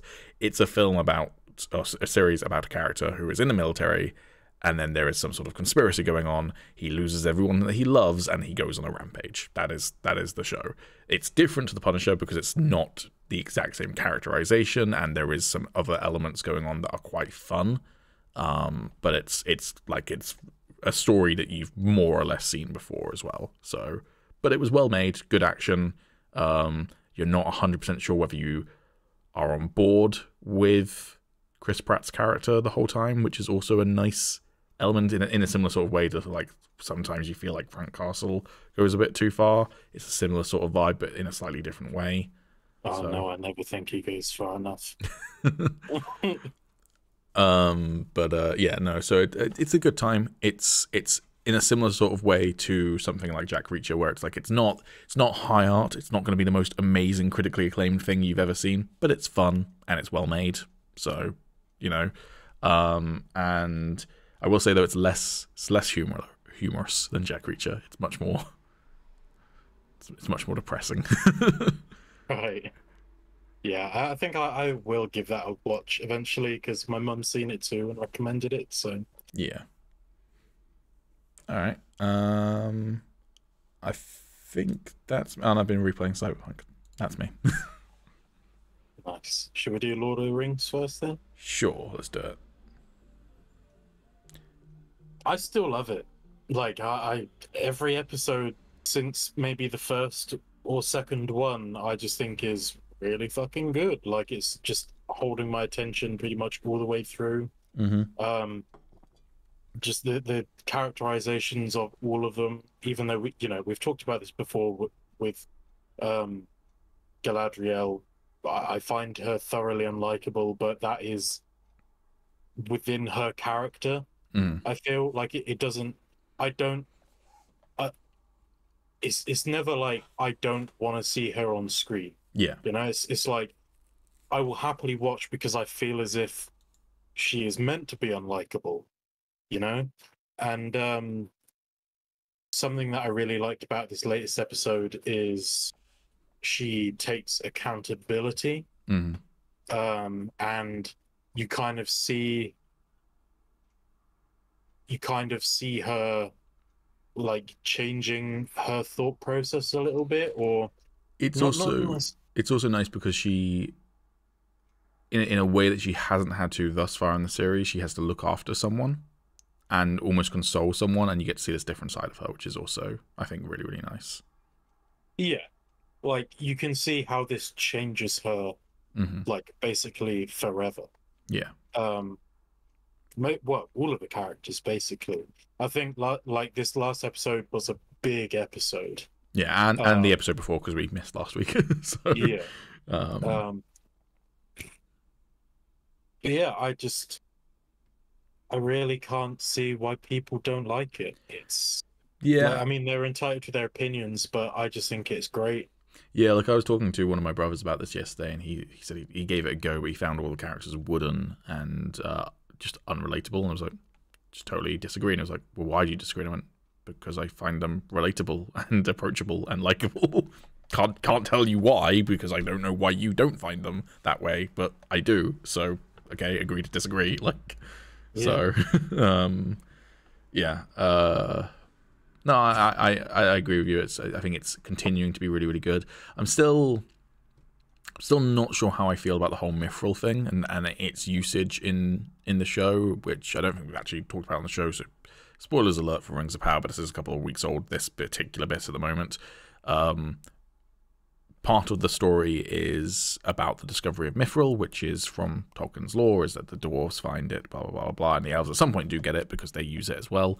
And we know ultimately that the fall of the Kingdom of Durin is because they dig too deep and too greedily, and they awaken the Balrog.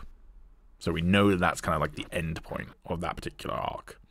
But what the show has added in is this whole element of mithril having magical properties due to a Silmarillion, and being the thing that will allow the elves to continue having a mortal life, because currently they're not going to be able to have a mortal life. And I'm like, I don't know how I feel about that. That just feels weird, because it's not part of Tolkien's lore at all, and it's just like, it's fine. Like, it's not to a point that it's offending me or anything, which it might be offending some like massive Tolkien nerds. I've seen some people be like, we know where all three Silmarillions are, and there's no way one of them was above the Kingdom of Durin. This is bullshit. And I'm like, it's fine. It's whatever. It's its own version. Like, it's not the same universe as Tolkien's universe. Is an adaptation, so it's fine. But yeah, I don't think it really adds much to it to give this metal a particularly magical property beyond what it already had personally. But like, at the same time, it's fueling a relationship that I love on screen, which is between Elrond and Durin the Fourth. So like, it's like it's balancing out of like, well, I really like all of the stuff happening in this story, except for arguably the reason why the story exists.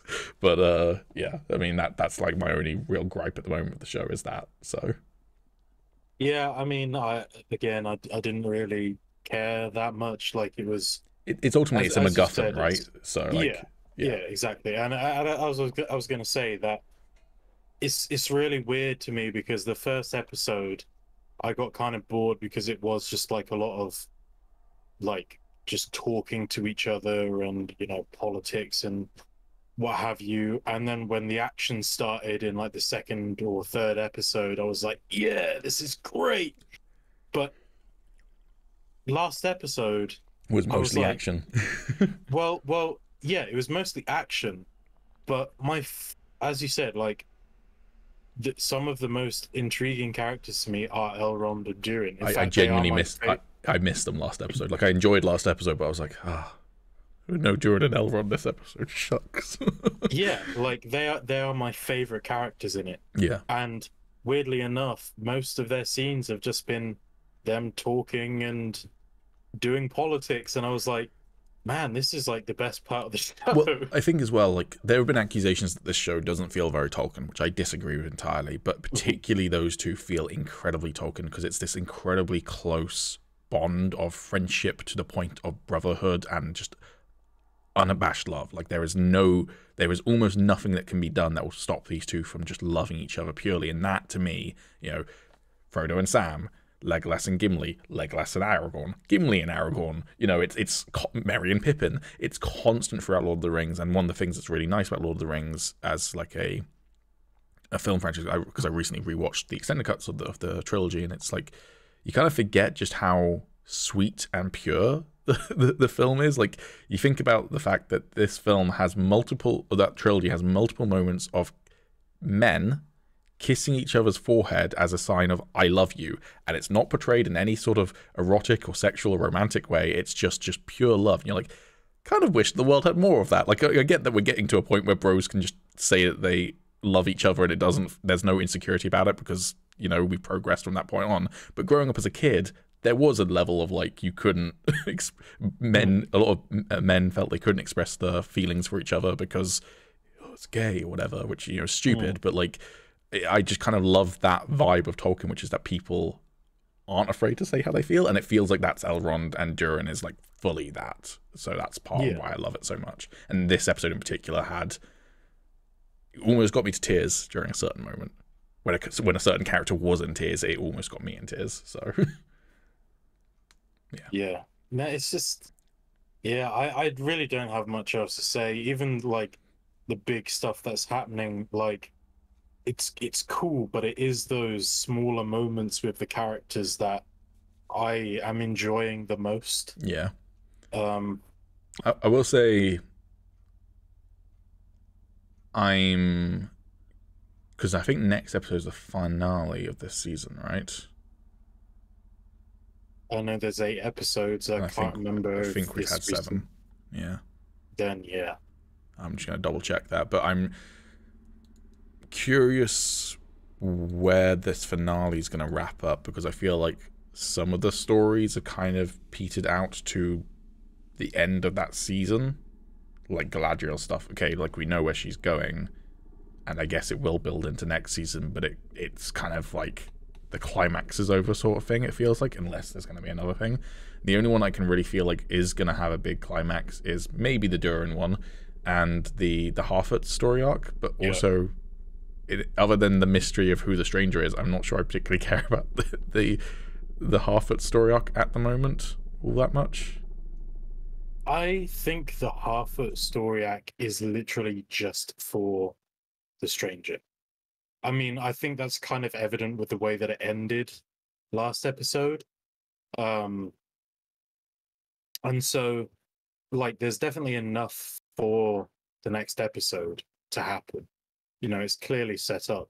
And even the stuff with Galadriel and stuff, you know, the way they've been doing episodes this whole season, you know, some episodes barely have any of some characters at all and focus on other ones. And then, you know, another episode might focus more on the ones that weren't in another one before.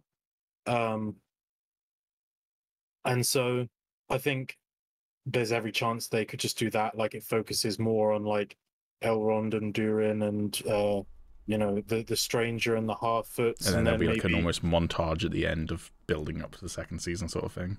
Yeah, and like the Galadriel stuff, or you know, maybe Arondir and whatever, they may take like a bit of a backseat, and then it just shows something towards the end of what they're doing, like, you know, Galadriel returning to the elves. Mm-hmm. Also, sorry if I seem distracted. There was a helicopter outside my flat that was very loud, so I had muted myself. I was like, I don't want to stop listening and pause the podcast, but I also want to close my window, and then it flew away. So, Yeah. Also, the other thing I want to say is that I've never seen the actors of Durin before in anything. And I've seen the actor of Elrond in one thing, and you've probably seen him in one thing as well, which is he plays a young Ned Stark in that one flashback in Game of Thrones. That's the only thing I've ever seen him in. Yeah, I couldn't even remember that, but yeah, they both do an excellent job. Yeah, exactly. I was going to say they're both phenomenal. So like, I really want to see them both in loads of other stuff now. But cool. Andor. Yeah. So I continue to be the big happy. yeah, I don't know. It's still to me one of those shows that I'm not like really excited every week for a new episode. I'm the But opposite. but like when I watch it, I enjoy. It's nothing really that special to me, but it's still enjoyable. Nah, to me this is the most special Star Wars we've had ever, possibly. Like the what they're doing with some of the dialogue and stuff is like, I've wanted this for so long in Star Wars. It's like, you know how I said like the Batman was the perfect Batman for me? Andor is pretty much the perfect Star Wars for me. See, I'm just a Mando fan, you know. I like Mando as well. Like, I really enjoyed Mando. The thing is, I really enjoy basically everything that Star Wars has ever put out. But like, this is what I love about this Star Wars is that it's really well written dialogue, and Star Wars has always had themes, has always had a message behind it, but it's also always been very focused on trying to sell toys to kids at the same time. This doesn't feel like it's trying to sell toys to kids in any way. It's like very much wearing its themes on its sleeves, and it's stuff like when they had the talk about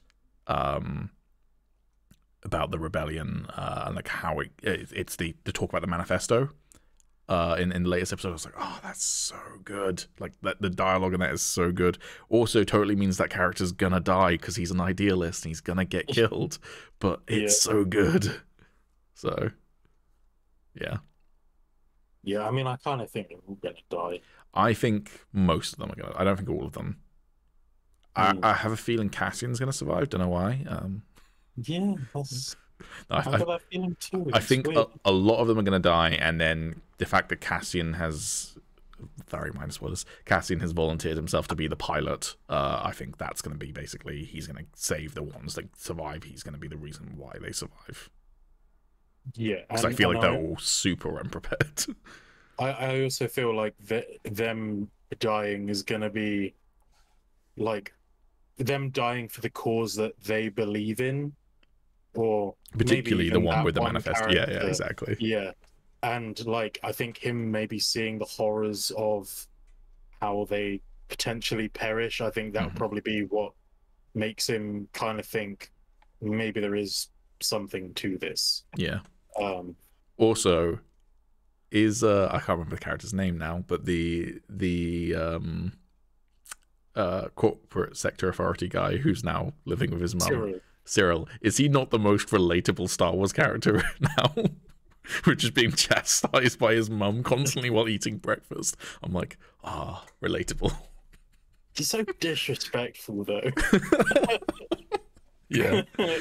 It's also really fascinating because I'm just like, where are you going with this story now? Like, it feels like it's almost like a parody of like the camera's cut, the actor walks off stage, and then the cameras just continue following him, and you're like, why are we still with this character? Like, I feel like he's not relevant to the plot at all, but I'm still really invested in what's going on with him. But it's just like, why are we here?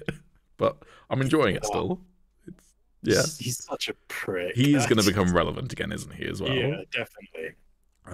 But yeah, it's just him not eating his cereal while his mum chastises him. It's great. It's brilliant.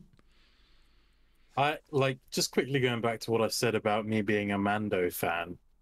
I with all the new sort of Star Wars releases and everything, pretty much anything that isn't Mando. everything that comes out makes me realize just how much I actually love that show. Yeah. Because at first I was like, yeah, like I really enjoy that show. It's really good. But there was nothing, like, I never really thought about it more than that. But now that I've seen other stuff, I'm like, God, I just want Mando back. I do think what's great with Star Wars at the moment is that every single show, even the ones that, you know, we had mixed feelings, like overall I think we both enjoyed Obi-Wan Kenobi and Book of Boba Fett, but like we were like, it's not as good as, you know, it's not as good as The Mandalorian sort of thing. Every single show has had a different thing to offer though, which I appreciate. Like it's none of them are just cookie cuttering the same format as each other. Yeah, they all definitely had something else to offer, but as I said, every time I see something new, or even just thinking about Star Wars and, you know, even what was playing in Star Wars Leviathan, like, I'm just like, damn, I just really love Mandalorians, and Mando is just like the perfect Star Wars show for me, basically. Unless they made a show about Darth Maul, but that's not going to happen. It might happen. Oh man, that's so cool. I really need to get started on mine. Yeah, it's very cool. I'm very talented. So humble too. Yeah, I know, right? Pop star never stops stopping. Yeah, no. As I say, like for me, it's I love Mandalorian, and I think in a weird way, I say that this is like the perfect show for me. In a weird way, The Mandalorian's also the perfect show for me. They're just on completely different ends of the spectrum of perfect show for me. And so I'm very much excited for The Mandalorian season 3, but I think if every single Star Wars show was just trying to do the exact same thing as The Mandalorian, I wouldn't enjoy it. And one of the things I'm really appreciating about Andor is that Andor is very clearly one story, and it's very structured to the point that I'm pretty sure every arc is going to be 3 episodes long, is my guess. Now, I did see a point made online because some people are still not super vibing with the pacing, which, you know, fair enough if it's not for you. One person did make the point that one thing that they maybe should have considered is doing the arcane structure of releasing them in acts. So it's still 3 episodes, but they drop, like they did for the premiere, they drop 3 episodes, and then next week they drop another 3 episodes. Okay, sure, people would talk about the show for less time because it would be more of it would be over quicker. But I don't think that would have necessarily been a bad idea. Not that it's bothering me, but like if it's bothering some people, the ability to just finish an entire arc in one sitting might relieve that issue. So, but yeah. Yeah, I am having like a little bit of a hard time following exactly what's going on. And it's weird because I don't feel as if there's any reason for that. Like it's not exactly like difficult.